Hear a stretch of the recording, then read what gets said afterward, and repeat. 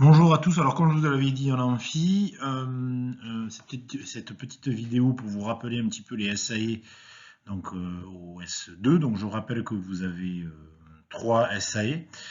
La 281, intégration d'une démarche qualité, 282, digitalisation des données techniques et 283, organisation d'une production. Donc, je vous rappelle ce que c'est qu'une SAE. C'est une situation d'apprentissage et d'évaluation. Donc, c'est un ensemble constitué d'une ou plusieurs tâches, donc c'est un projet que l'étudiant devra faire pour atteindre un but fixé. Donc, l'objectif est de développer et d'exercer les compétences disciplinaires et transversales, et c'est pour atteindre des compétences métiers. Donc, ces SAE seront faites en autonomie, contrairement à ce que vous avez pu faire au S1, où il y avait des SAE qui étaient en entreprise, c'était votre stage, et les SAE qu'il y avait dans l'usine pédagogique. Dans la première SAE d'une démarche qualité, donc dans le cas d'un projet interne euh, ou externe au site de formation, vous allez devoir identifier les besoins d'un référentiel, les problèmes à traiter, voir la partie contrôle, quelle est la documentation qualité que l'on peut utiliser dans l'entreprise.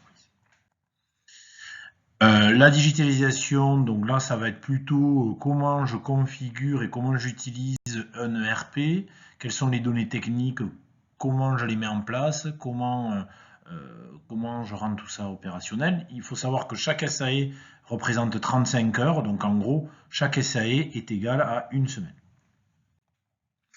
Organisation d'une production, et bien là, c'est à partir d'un produit défini, il va falloir que vous justifiez les choix des composants faits et achetés, assurer la cohérence entre les systèmes de production, mettre en œuvre une démarche de gestion de projet.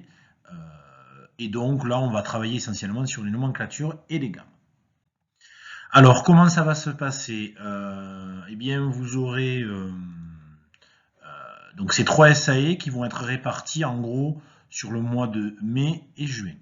Donc, vous avez des projets, des thèmes qui vont vous être proposés, associés à chacune des trois SAE. Et le but du jeu, ça va être de les réaliser. Donc, voilà les thèmes, voilà la période.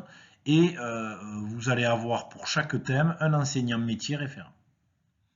Son rôle, je vous le dirai après, ça va être de valider les livrables et de vous accompagner. Alors, plus en détail, les livrables pour les SAE. Donc, pour la 281, il va falloir, donc, qu'il y ait intégration d'une démarche qualité. On va être plutôt sur l'identification des besoins des objectifs clients, la documentation qualité, les contrôles non-conformité. La digitalisation des données techniques, eh bien, on est sur l'utilisation d'un système d'information de type ERP qui permet de faire tout ce qui est calcul de besoins. Et vous avez l'organisation d'une production où là on est plutôt sur à partir d'un produit, quelles sont les gammes, quelle est la nomenclature, l'impact des gammes sur les nomenclatures. Donc en ce qui concerne l'ensemble des livrables, les livrables devront être déposés et remis en fin de semestre sur eCampus. Je vous demanderai de bien vous mettre d'accord avec les enseignants référents pour savoir les livrables de chacune de vos SAE pour qu'il n'y ait pas de malentendu et qu'à la fin vous puissiez avoir une bonne note. Comme je le disais précédemment, chacun a un rôle, donc l'enseignant référent métier est là pour suivre le projet, vous accompagner et vous évaluer. En ce qui concerne le groupe d'étudiants, donc vous serez composé de 5 étudiants maximum. Il faudra avoir un responsable d'équipe et donc du coup décomposer votre SAE en tâches, réaliser les différentes tâches et présenter vos résultats à l'enseignant référent. Alors en ce qui concerne le calendrier des SAE, donc présentation des SAE début mars, donc c'est ce que je vous ai fait en amphi et c'est l'objet de cette vidéo. Ensuite, à vous de prendre contact avec les différents enseignants métiers pour mieux comprendre les thèmes, donc soit en les contactant par mail, donc vous verrez ça dans le tableau qui suit après, ou en les voyant directement en cours. Jusqu'au 11 avril, vous allez devoir déposer des vœux sur une plateforme de façon à ce que nous puissions constituer les groupes. Donc cette plateforme va être disponible début mars et si on a des projets qui sont trop sollicités, la priorité sera donnée au meilleur classement des étudiants. Il faut savoir que l'année dernière, 90% des étudiants ont eu leur premier vœu, donc normalement chacun doit être pourvu. Début mai, on vous diffusera les groupes. Et donc mi-mai, vous allez devoir, il y aura des réunions avec les différents référents pour qu'ils vous expliquent en détail l'organisation du projet.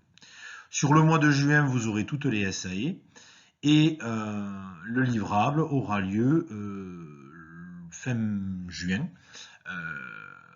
N'oubliez pas de demander à vos référents les modalités de livrable de façon à ce que vous soyez clair par rapport à les modalités d'évaluation.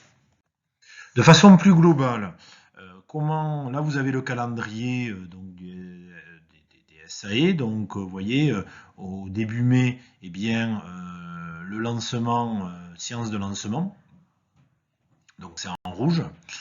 En bleu, vous avez les SAE 281, donc parfois vous êtes en groupe entier, parfois en TD. Donc l'objectif, c'est que vous appreniez aussi à vous organiser, parce que peut-être que vous n'allez pas être en TD les mêmes personnes du groupe de TD. Justement, l'idée, c'est que vous appreniez à vous organiser, à vous gérer, puisque quand vous serez en entreprise, vous n'allez pas tous travailler le même jour, à la même heure, etc.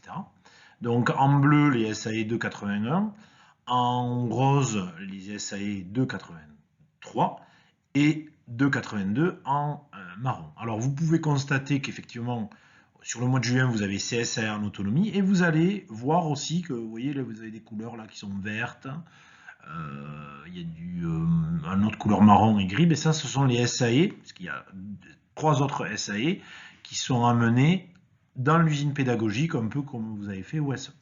Donc sur le mois de juin, vous avez quasiment que des SAE, 3 SAE en autonomie, 3 SAE sur l'usine pédagogique, mais j'y reviendrai dans une autre présentation. Donc en ce qui concerne les thèmes, vous avez les numéros de projet, les descriptifs et les enseignants métiers référents. Donc là pour la SAE 281. Donc à vous de prendre contact avec les collègues concernés. Pour la SAE 282, c'est exactement pareil.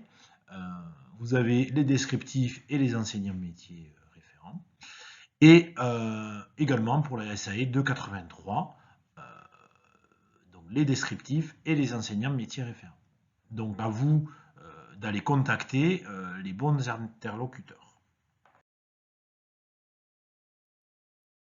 Pour vous expliquer donc la plateforme de vœux des SAE du S2, donc vous cliquez sur le lien que je vous ai transmis. Ce lien va vous amener sur cette page. Donc vœux SAE 281, 282, 283. Vous rentrez votre adresse email, donc ici mon adresse universitaire, votre nom. Alors vous ne trompez pas, mon nom c'est Soal, c'est pas Bertrand. Si vous mettez votre prénom à la place de votre nom, je vous déclasserai, je vous mettrai au dernier rang parce que je considère que vous devez savoir remplir des formulaires.